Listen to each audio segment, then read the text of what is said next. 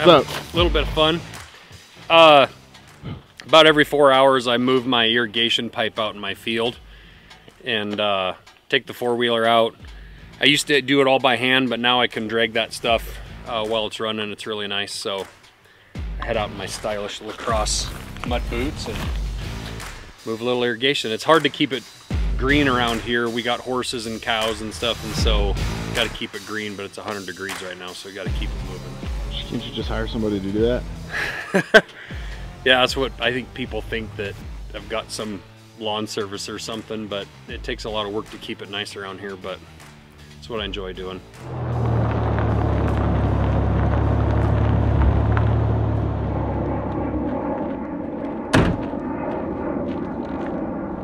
What's up, dude?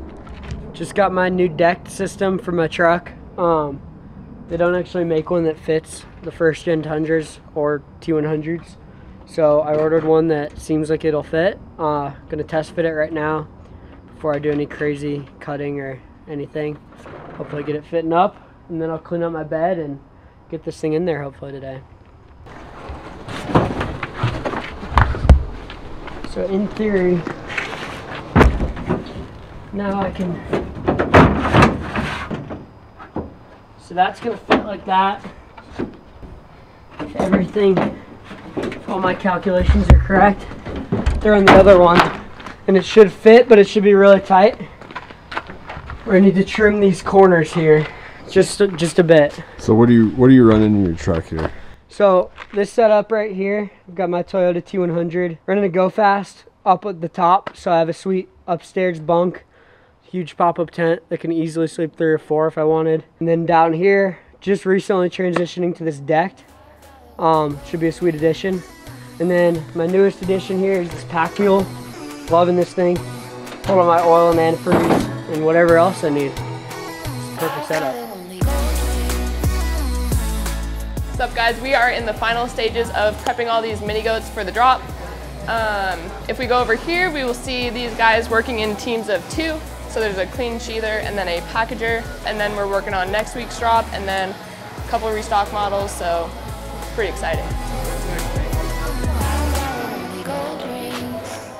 Sharp enough to cut all the hair off of this arm and none off of that arm, because I only sharpen them on this arm. So at this point we sharpened all these knives. We've had myself and Aiden and Braden and Mark back there for the last couple days, and it's been a big grind.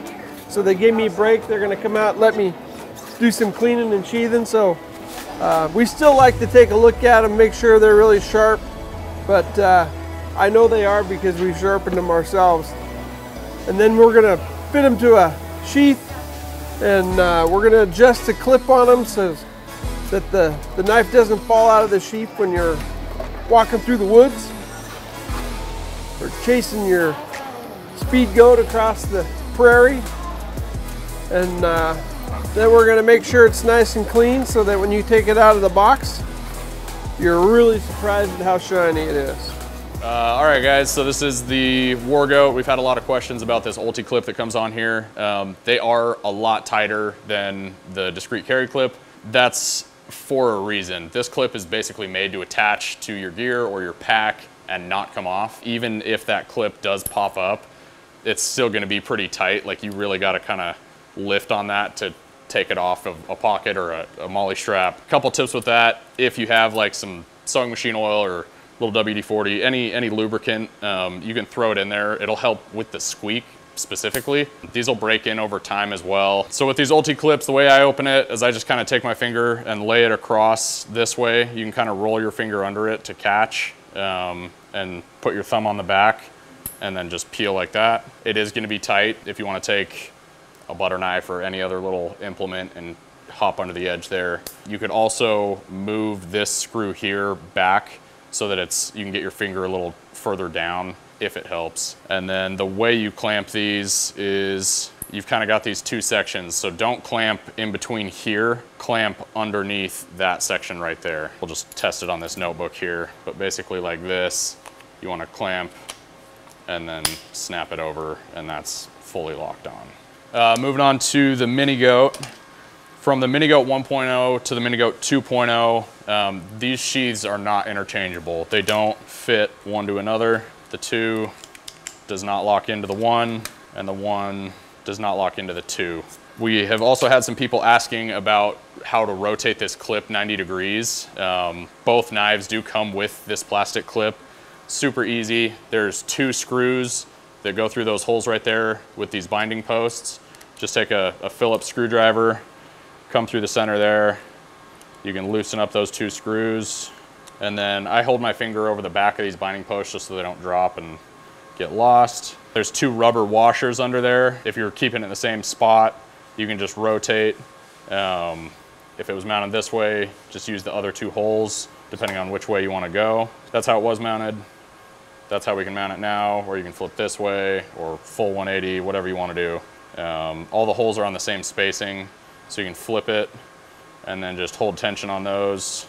We'll get our screw back together, and that's rotated 90. Yeah, so now you can carry it vertical on a strap or on your belt vertically. There's a bunch of ways this clip can mount. It can mount 90 degrees any direction, and then all our eyelets and slots are spaced. So, I mean, you can mount here, anywhere around this profile on either side. You can mount it pretty much anywhere. Hey guys, I am out here in the knife shop this morning. We're shooting a new announcement video for our flat tail, named after a beaver. This is the knife that I actually designed with Steve Rinella with Meateater. This is the second knife in the line of knives we've kind of got coming with those guys. This was the stub horn. This is the flat tail. You can see the size difference, the blade shape difference. It's kind of cool. We actually left a real exposed tang on this. Kind of a cool feature, gives you some good grip on that knife. I'm very, very excited about this. It's a cool little knife. Got a thumb ramp on here. Can choke up on this knife real well and get in on that small game, especially for like a trapping situation, which Steve does a lot of in the fall. So yeah, that's the flat tail. The other thing we have going on right now, we are going to our last TAC event this week. So I will personally be there. A bunch of our team will be there. We're gonna be down in Salt Lake City at TAC. This has been a cool event all year. We've done every TAC on the circuit up to here.